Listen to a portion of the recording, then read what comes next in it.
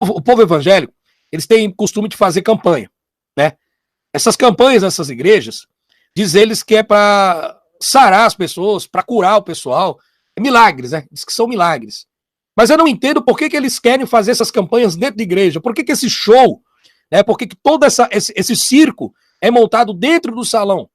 Por que essas pessoas que alegam ter esses dons de cura, todo esse poder, é simples, gente, não consegue aliviar a fila do SUS, a fila dos pronto-socorro. Tem um monte de pessoas na fila precisando de um transplante, até evangélicos mesmo, que sabem que o Deus... Aí fica orando, mas Jesus vai me dar vitória. O cara, e ela tá na fila do SUS, precisando de um transplante, mas Deus vai me dar vitória, tal. Mas aí quando ela sente uma dor, o médico vai lá, coloca ela no soro, aí chega em casa, não... irmão, onde é que você tava? Eu passei mal, fui lá no pronto-socorro, no postinho, me colocaram no soro, eu tava com suspeita de dengue. Corre pro médico. Chega lá no hospital, aí o médico faz exame de sangue, faz exame daquilo, olha, a senhora tá com suspeita de dengue, as suas plaquetas estão baixas, aqui, não sei o quê. Mas ela é do círculo de oração, ela é dirigente lá dos obreiros, ela prega nas igrejas e tal. Quando não é ela, é ele, né? Tanto faz, é a mesma coisa. Fora os medicamentos que é aplicado na pessoa, através da veia, né? Vai pro soro e tal, chega em casa. E aí, irmã, melhorei? Graças a Deus eu melhorei. Graças a Jesus Cristo, Deus seja louvado, irmã. Eu fui curada. Olha, cara, como graças a Deus? Graças a Deus aonde? Sendo que você foi no médico.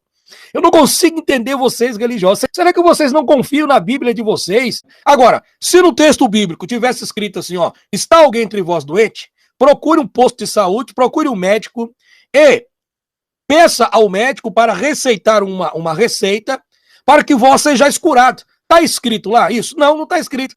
Por exemplo, daqui a pouco vão descobrir a cura da dengue, a vacina contra a dengue, né? E aí vai dizer que é Jesus que cura, Jesus que fez, é Jesus que dá sabedoria para o homem. A Bíblia é totalmente contra a ciência. Ela vai de contramão à ciência. São João 9, capítulo 9, 1 ao 7. Aqui, a cura do cego de nascença. Vamos lá. Ao passar ele viu um homem cego de nascença. Seus discípulos lhe perguntaram, Rabi, quem pecou, ele ou seus pais, para que nascesse cego? Né? E aí os espíritas dizem, né, que nesse caso quem cometeu o erro foi o rapaz no passado. Então lá no passado ele tinha vista, mas ele não valorizou a vida dele, e nessa época diz os espíritas que ele reencarnou. Mas aqui existe uma incoerência.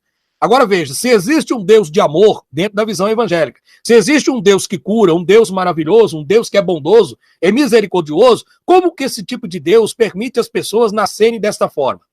E como que você chega a dizer que Deus é imperfeito? Você já percebeu e já deu uma olhada no Google a quantidade de crianças que nascem imperfeitas, crianças que nascem com microcefalia, crianças que nascem grudadas uma na outra, crianças que nascem com problemas nos rins, pessoas que nascem com todo tipo de problemas, depois chama Deus de perfeito. Isso não é perfeição.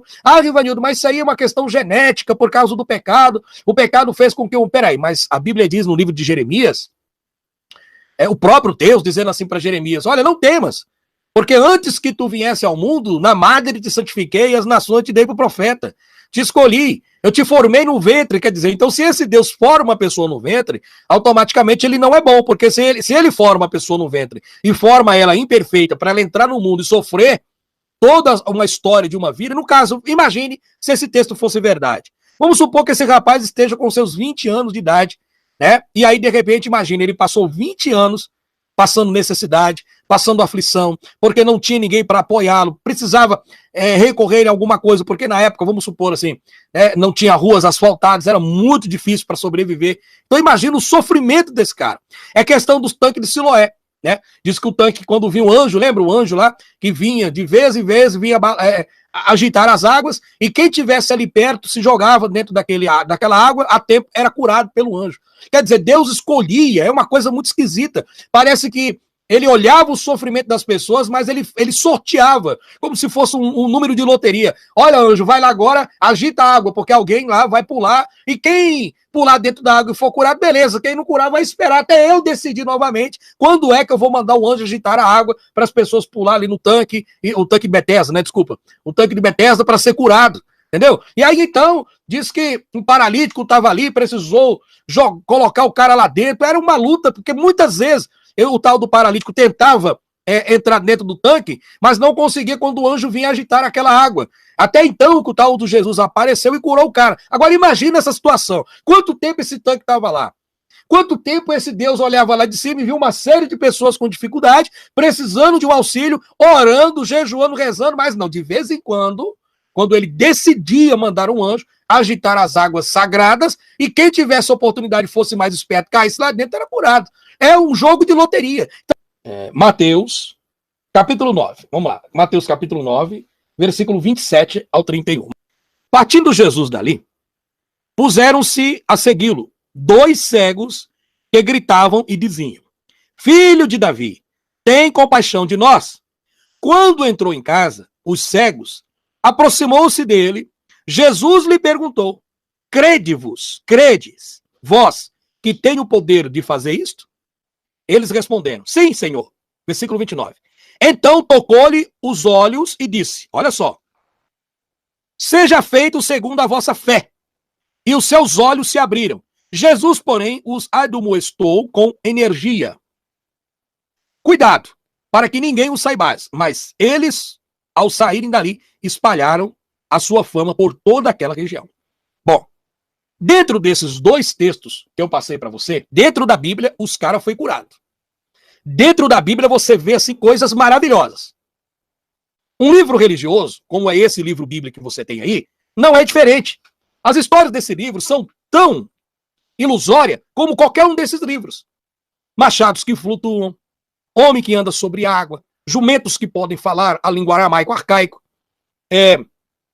anjos que agitam água, peixe que leva homem dentro do seu estômago como se fosse um submarino, sem respirar, sem oxigênio, mas é possível.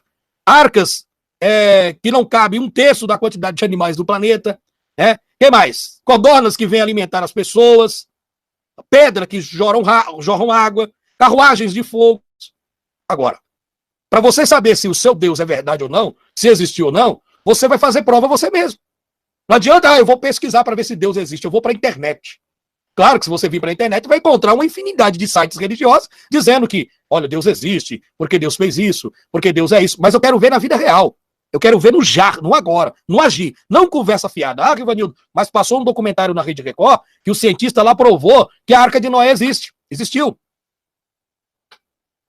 Os caras são comprados pelo sistema religioso.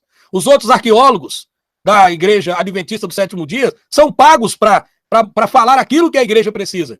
Claro que a empresa Rede Record nunca vai falar para vocês o que eu estou te mostrando aqui. Por quê? Porque o povo vai sair correndo de lá, vai se revoltar. Imagina quantos bilhões a Igreja Universal vai deixar de arrecadar por dia. Você acha que os caras vão fazer isso? Nunca. Enquanto as pessoas não parar para analisar, para investigar, para estudar, não adianta. Vão continuar dentro desse mar de enganação. Aí é por cada um, né, filho? Deuteronômio, capítulo 21, 10 ao 13. Olha só. Quando saírem para guerrear contra os teus inimigos, e Yahvé, teu Deus, os entregar nas tuas mãos, e tiver feito prisioneiro, caso seja entre elas uma mulher formosa, e te namorares dela, tu a poderás tomar como mulher. Gente, aqui a Bíblia diz que quando o povo de Deus saísse para a batalha, se eles encontrassem uma mulher formosa, os soldados encontrassem uma mulher formosa, à vista, e o cara gostasse dela, ele poderia pegar aquela mulher contra a vontade dela e ter aquela mulher como mulher dela. Entendeu? Olha só. E diz aqui, ó, e trazê-la para a tua casa. Então o cara podia trazer, olha, eu gostei dessa, não quero saber se você tem filho, não quero saber se você tem marido, eu gostei, pronto, acabou. E o cara trazia porque é a ordem de Yahvé. Ela então raspará a cabeça, cortará as unhas, é o ritual deles, né? Despirá a veste de prisioneira, quer dizer, ela tinha uma roupa de prisioneira, ela vai ter que tirar aquela roupa de prisioneira, raspar a cabeça, cortar as unhas, e permanecerá em tua casa. Então, existe um ritual aqui, do povo de Deus. Se ele saísse para a peleja, encontrasse uma mulher prisioneira, no meio dos prisioneiros, que eles iam trazer muitos prisioneiros, encontrasse uma mulher formosa, olha que ali é bonita, vou pegar como mulher. sem a vontade dela. Aí, chegando em casa, o caba tinha que fazer alguns rituais, né? Ela tinha que cortar a unha, raspar a cabeça,